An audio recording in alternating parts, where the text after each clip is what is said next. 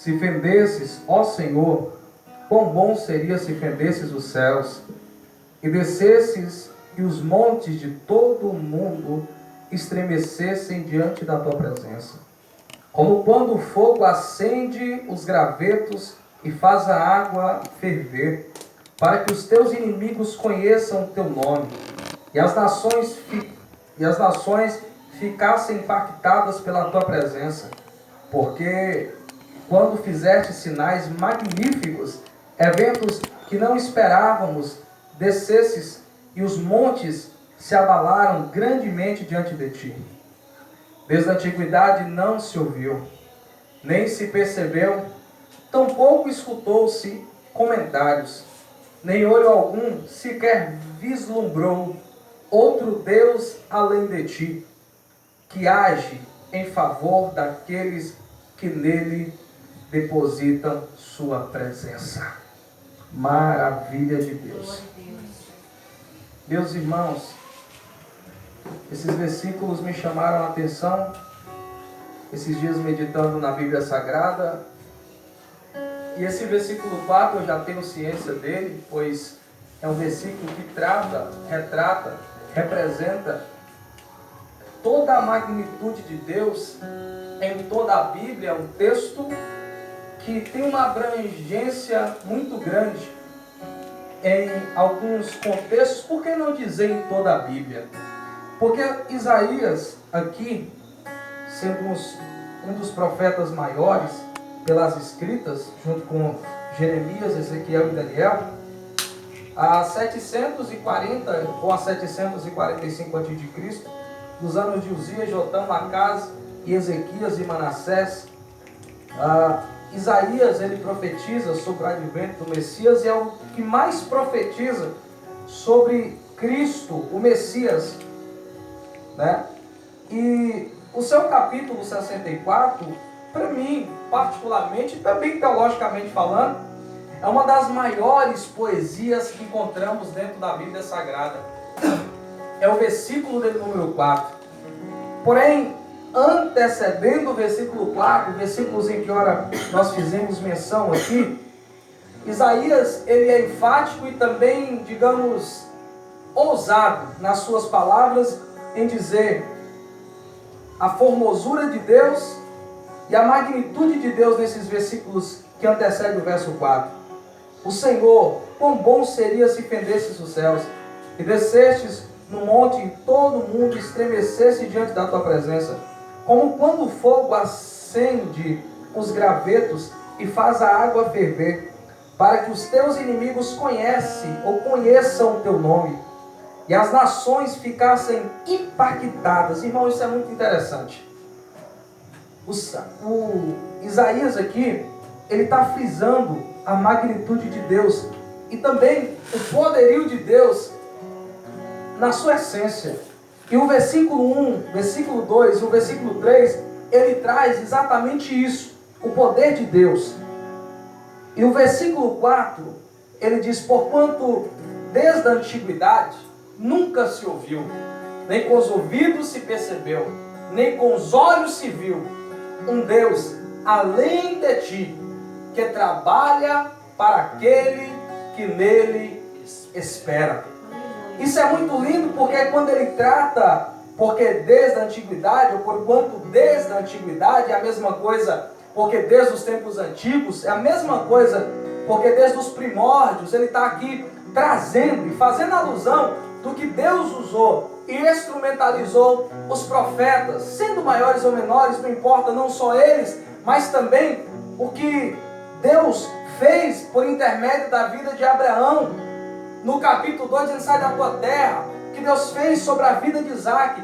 Parafraseando o texto, é ele dizendo: Senhor, tu és desde a antiguidade. Ele está dizendo assim: Senhor, tu és o Deus de Abraão, de Isaac, de Jacó. Ele está dizendo: Senhor, tu és o Deus de Noé, tu és o Deus de Moisés, tu és o Deus de Josué, tu és o Deus de Simeão e o Deus de Judá, tu és o Deus de Ananias, Misael e Azarias, Sadraque, Mesaque e Abidnego, tu és o quarto homem da fornalha.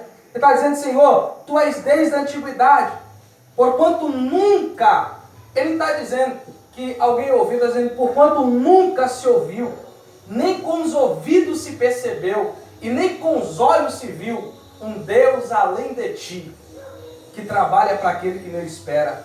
Ele está falando que não tem Deus igual esse, ninguém nunca ouviu Deus igual esse, ninguém nunca ouviu falar de um Deus que abriu o Jordão através da vida de Josué.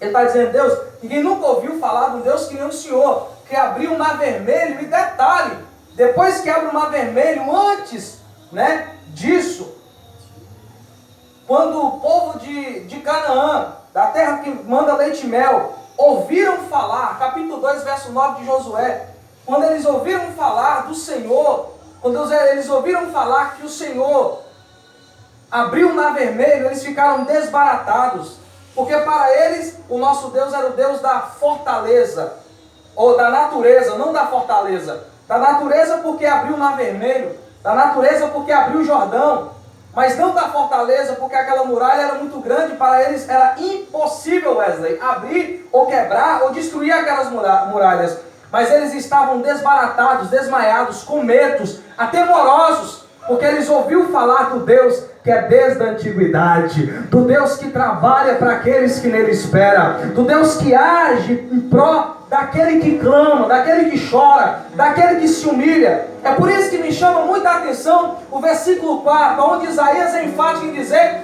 porquanto desde a antiguidade nunca se ouviu, nem com os ouvidos se percebeu, e nem com os olhos alguém se viu, ou alguém viu um Deus além desse, um Deus que equipa-se a esse, um Deus que compara a esse, um Deus que é igual a esse, que trabalha em prol dos teus, que trabalha em prol dos que ora, que trabalha em prol dos que clama, que trabalha em prol daqueles que se entregam, que trabalha em prol daqueles que adoram, trabalha em prol daqueles que são verdadeiros adoradores e que adoram o Pai em espírito e em verdade. Deus, Ele está trabalhando na sua causa. Deus, Ele está pelejando pela sua causa. Deus, Ele está trabalhando em prol da sua vida, em prol da sua existência. E te prova aqui, porque quando Ele fala que é desde a antiguidade esse Deus, desde os tempos antigos, desde os primórdios, nunca se ouviu um Deus desse. E para pregar isso aqui, irmão, poderíamos falar de toda a Bíblia, porque Ele vem trabalhando em toda a Bíblia. Mas eu quero ser objetivo na aplicabilidade do versículo 4 aqui, quando ele diz, porquanto desde a antiguidade. Você sabe qual texto me vem à mente? Aquele texto, pastor, que a missionária pregou na nossa sede. E o texto é Gênesis 22. É muito lindo aquele texto, porque Deus disse para Abraão, pega o teu filho, o teu único filho a quem amas, e vai para a terra de Moriá. Ele anda de 80 a 100 quilômetros, caminho de 3 dias para sacrificar Isaac. O que me chama a atenção meditando nesse contexto hoje, foi que ele diz aos moços, ficai-vos aqui, e eu e o moço subiremos, e depois de termos adorado, retornaremos a vós. E eu olhando isso aí, eu já preguei esse negócio, mas me chama a atenção algo novo aqui. E meditando, o Espírito de Deus falou ao meu espírito sobre esse capítulo 22, e essa fala de Abraão para com os moços que estavam ao pé do monte. Isso é, ele estava dizendo, a frase que ele usa, subiremos e depois de termos adorado, retornaremos. Ele está dizendo para os moços, queridos, que estavam no pé do monte, eu preciso, parafraseando o texto, eu preciso usar a linguagem de adorador. Analise o texto, pensa comigo, façamos aqui uma avaliação exegética desse texto aqui. Ele disse, eu preciso adorar. Agora, por que ele usa essa fraseologia? Eu preciso adorar. Primeiro, porque ele não podia passar uma experiência, de murmurador para aqueles que estavam ao pé do monte. Ele podia dizer, eu não vou fazer tal coisa, eu vou chutar tudo, mas ele olha para eles e ele passa uma confiabilidade para os moços ao pé do monte. Ele diz, eu e o moço subiremos, e depois de termos adorado, retornaremos. Agora na mente dos moços, não saindo do texto, mas no mesmo texto, e fazendo alusão no mesmo texto, e no mesmo versículo 4, desde a antiguidade, ele trabalha para aquele que nele espera. Agora, imagina a mente, queridos, dos moços de Gênesis 22, imagina a cabeça deles, e você sabe o que ele estava pensando? Claro, Isso é uma conjectura e podemos fazer pela luz do texto e do contexto, porque nem tudo está escrito. Eu imagino, como pregador, que eles estavam dizendo: é um homem de se espelhar. É um cidadão que eu preciso me espelhar nele. Na situação que está, andando os quilômetros que andou. Não é 3 quilômetros, e nenhum, e nem 10, e nem 20, e nem 50. Ele andou de 80 a 100 quilômetros. Caminho de 3 dias para matar o seu filho. E usa a frase: nós subiremos e depois de termos adorado, retornaremos a vós.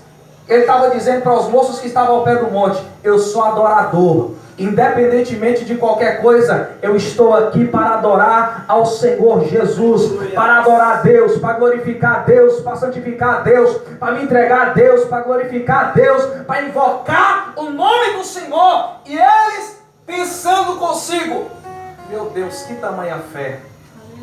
Meu Deus, que tamanha fé! Que tamanha decisão que esse homem tomou! E meditando nisso, eu pude parar e falei: nossa, a gente falou sobre Abraão, falamos sobre o monte, falamos sobre o sacrifício, falamos sobre a lenha, sobre o fogo, quando ele diz: pai, sendo Isaac. E Abraão diz: eis-me aqui, meu filho, versículo 7 do capítulo 20, aonde está o fogo? Aonde está a lenha?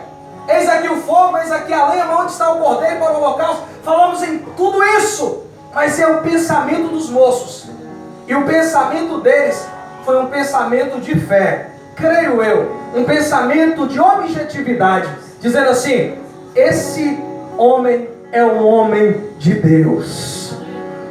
Irmãos, nem tudo, porque os que nos rodeiam acreditam em nós. Os que estão conosco acreditam em nós. Os que estão na nossa vida acreditam em nós. Eu sinto a presença de Deus aqui. Os que estão na nossa família acreditam em nós. Os nossos pais acreditam em nós. Os nossos irmãos em Cristo acreditam em nós. Gladstone, e os que não acreditam, não importa, mas tem aqueles que é a maioria, mas são os que estão conosco do que os que estão no mundo. Isso faz alusão dos nossos irmãos da fé. Eu preciso passar uma confiabilidade para eles. E foi isso que Abraão disse: ficai-vos aqui, nada contra vocês, mas o momento é íntimo, o momento é de adorar. O momento é de adoração. É por isso que Isaías fala isso e me chama a atenção demais. Porquanto desde a antiguidade, ele está falando sobre Abraão. Porquanto desde a antiguidade, ele está falando sobre Isaac. Porquanto desde a antiguidade, ele está falando sobre Jacó no deserto. Porquanto desde a antiguidade, ele está falando sobre Moisés em Piairote. Porquanto desde a antiguidade ele está falando de Josué sobre o Jordão. Porquanto desde a antiguidade ele está falando quando não tinha mais ninguém, Deus levanta Simeão e Judá para pelejar contra os cananeus e perizeus. Porquanto desde a antiguidade ele está falando dos tempos antigos sobre Noé. Nunca se ouviu, nem com os ouvidos se percebeu. Alabanori, Assé, Akamajori, Assé. Um Deus que fala pela sua palavra, um Deus que trabalha pela sua palavra, um Deus que opera pela sua palavra, um Deus que mesmo que a nossa voz não alcance, mas o Espírito de Deus convence o homem do pecado, justiça e juízo pela sua palavra, e pela sua palavra Deus trabalha em favor daqueles que nele esperam. Agora eu entro na parte B do texto, se estamos esperando. E o esperar aqui é esperar adorando, é esperar glorificando, é esperar com a semente, é esperar andando, é esperar invocando o nome do Senhor. Ele trabalha para aqueles que nele esperam. Haja vista que tem aqueles que a interpretabilidade do texto é diferente. Eles interpretam dizendo que Deus está trabalhando e eu preciso ficar desse jeito, de braço cruzado. o texto nos dá a resposta. Deus trabalha. Isso fala de um Deus que não é preguiçoso. Um Deus que age pela nossa irmã. Um Deus que está trabalhando pelo nosso irmão que entrou aqui. Um Deus que está trabalhando pelo pastor Adevaldo. Deus está trabalhando pelo pastor Edinaldo, pelo Wesley, pela irmã Celeste, pela irmã Silene, pela pastora, por todos nós. Mas Ele trabalha para aquele ou aquela. Quando fala aquele, faz menção dele ou dela, independentemente do homem e da mulher. Aquele para aquele que nele espera. Aí que está. O esperar aqui, irmão, não é esperar em uma murmuração, não é esperar em uma desilusão, não é esperar desesperado da vida, é esperar. Deus trabalha para aquele que nele, se eu espero nele, se eu confio nele, se eu acredito nele, se eu posso todas as coisas nele, se é ele que me fortalece, acabou. Ele está trabalhando. Deus me fez dar toda essa volta. Uma rápida palavra para dizer para os amados irmãos em Cristo, que vai morar nos céus conosco, que Deus está trabalhando.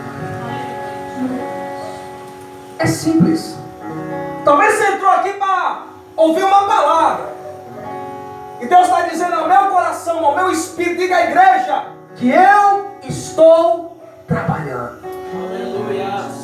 Deus é simples. Se Deus não fosse tão simples, Paulo me escrevia em 2 Coríntios 11, 2 e 3. Estou zeloso de vós com o zelo de Deus, porque vos tenho preparado para vos apresentar como uma virgem pura ao marido. Mas no versículo 3 ele diz, mas eu temo que assim como a serpente enganou Eva com a sua astúcia, assim também sejam corrompidos os vossos sentidos e apartem a simplicidade, ou da simplicidade que há em Cristo. O Evangelho de Jesus é simples. O Evangelho de Jesus é simples. E na simplicidade do Evangelho, na simplicidade de Cristo, que é a mesma palavra, Deus manda te dizer que Ele está trabalhando. Trabalhando. Enquanto adoramos, Ele trabalha. Enquanto glorificamos, Ele trabalha. Enquanto entronizamos a Ele a honra e a glória, Ele trabalha. Enquanto nós viemos aqui nesta noite para adorar, para buscar, para engrandecer, para enaltecer, para bendizer, Gladstone, mas não está cheio. Gladstone não tem uma placa, mas tem o Cristo que morreu, mas ao terceiro dia ressuscitou e está no nosso meio aqui para ouvir a nossa adoração. Aquieta a tua alma que Ele está trabalhando. Eu vou bater na tecla, meu corpo está arrepiado, meu coração arde nesta noite.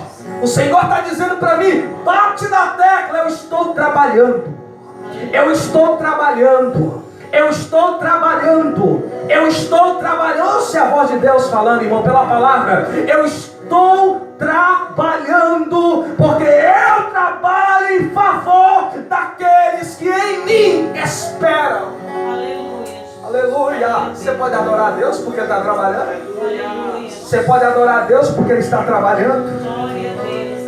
Elevar a chove neve a camanadai. Elevar a churi na calamantúria na racebe na rachúria. Elemenece canto rebe na camandagai a chúria. Ele está trabalhando em favor daqueles que nele. Não é a esperança no presidente, nada contra. Não é a esperança em alguém, não. A esperança aqui é no Cristo, no Filho do Deus vivo, porque Ele está trabalhando em favor daqueles que nele esperam.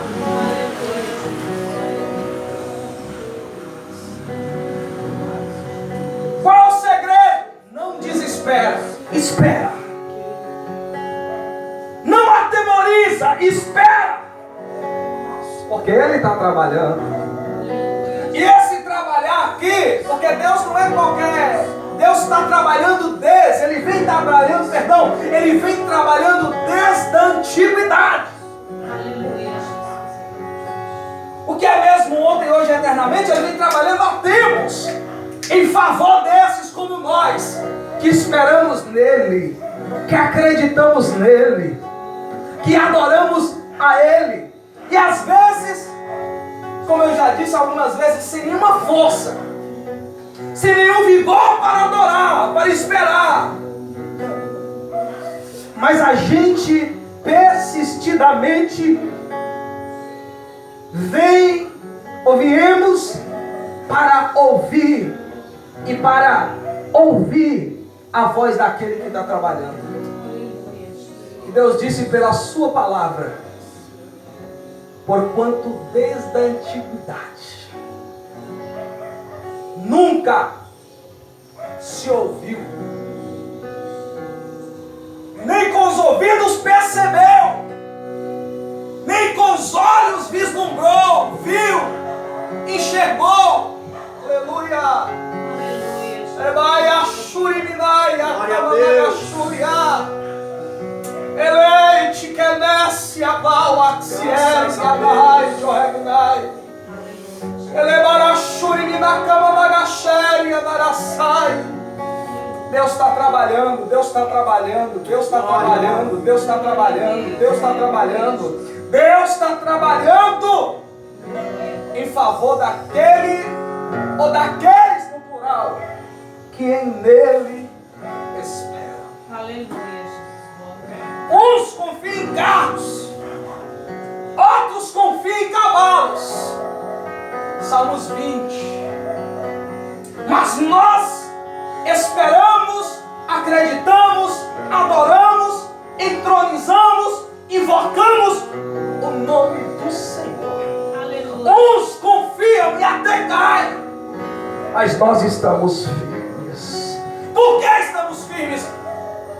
Porque o Deus dos Salmos 20 é o mesmo dos Salmos 46. Ele é o refúgio, é a fortaleza, é o socorro bem presente na angústia. Pelo que temeremos, ainda que os montes se abalem, os rios se abalem, tudo acontece. Uma das partes mais lindas é essa. Há um rio cujas correntes alegram a cidade de Deus. Aleluia. O santuário da morada do Altíssimo. Melhor vai vir agora. E o Senhor está no meio dela. Aleluia. Ele está de braços abertos, dizendo: vinde benditos de meu Pai. Ele está de braços abertos, dizendo: vinde a mim todos os que estáis cansados e oprimidos, eu vos aliviarei. Tomai sobre vós o meu jugo e aprendei de mim, porque eu sou manso e humilde de coração, e daí encontrareis descanso para vossas almas. Meu jugo é suave, meu fardo é leve. Deus está dizendo: vem, larga tudo e vem correndo para os braços do Pai. Jesus está de braços abertos. Entenda ou entendamos que Ele é desde a antiguidade, e o trabalhar, o mover, o operar, o agir de Deus é desde a antiguidade, porquanto nunca se ouviu, nem com os ouvidos. Isso daqui faz alusão e nos dá a resposta de que nós não vamos ver um Deus desse, um Deus dessa magnitude, um Deus com todo esse amor que foi pregado pelo nosso presidente, João 3, 14, 15, 16, 17. Assim como Moisés levantou a serpente no deserto, assim também o Filho do Homem tem que ser levantado, para que todo aquele que nele crê não pereça, mas tenha a vida eterna. Glória a Deus. Porque Deus amou o mundo de tal maneira que deu seu Filho unigênito, para que todo aquele que nele crê não pereça, mas tenha a vida eterna. Porque Deus enviou seu Filho ao mundo, não para que condenasse o mundo, mas para que o mundo fosse salvo por ele. Quem crê nele não é condenado, mas quem não crê já está condenado, porquanto não creu no unigênito Filho de Deus. Abraçamos esse Senhor, abraçamos essa palavra, rendemos aos seus pés, como diz a letra do hino, porque Ele está trabalhando em favor daqueles que nele esperam. Eu agradeço a minha oportunidade, em nome do Pai, do Filho e do Espírito Santo. Pastor Evaldo, nosso vice-presidente, Deus abençoe. Graças a Deus. Aleluia. Retorno, pastor Ignaldo. Glória a Deus. Aleluia. Glória a Deus. Deus abençoe. Aleluia. Oh, glória! Obrigado. Estamos chegando ao final. Deus abençoe, viu, querido? Sexta-feira estaremos aqui. Será uma honra, uma alegria recebê-lo. Vamos colocar sobre os nossos pés, irmãos. Estava gostoso, né? Estava maravilhoso, né? Glória a Deus, como é bom poder nos deleitarmos diante do Senhor. E a gente deixa aqui o convite aos nossos irmãos, que a gente vai estar postando no grupo da igreja, para que sexta-feira que vem, permitindo o Senhor, o pastor Devaldo estará aqui e nós convidamos a nossa igreja sede para que faça um esforço para que essa obra, esse projeto Almas à Minha Semente, ela possa ser executada através de nossas vidas. Deus conta com você, querido. Tire o seu momento, tire o seu instante para servir ao Senhor com sua glória, com a sua presença aqui na casa da irmã Sônia, e em nome de Jesus vermos muito breve essas cadeiras cheias de pessoas que precisam conhecer o amor de Deus em nossas vidas. Senhor, eu quero te dar graças. A tua presença, ela é real neste lugar. A tua palavra que nos alimenta, que nos sustenta, que nos fortalece, que fortalece a nossa fé. A tua palavra que acresce aos nossos corações a confiança em ti e a certeza de que vale a pena, Senhor, estarmos aqui uma vez na semana na casa da tua filha, declarando aos nossos vizinhos o teu amor e a tua misericórdia. A este jovem que esteve até agora ouvindo a tua mensagem, que a tua palavra, Senhor, penetre o seu coração nas áreas que são necessárias, nos milagres que precisam se cumprir na sua vida, e através dele esta semente brote na sua casa. Abençoe este lar, a casa da irmã Sônia, sua filha que está se recuperando. Abençoe o nosso vizinho da esquerda, o nosso vizinho da direita, o nosso vizinho da frente e de trás. Nós oramos para que haja cura na vida dos nossos vizinhos.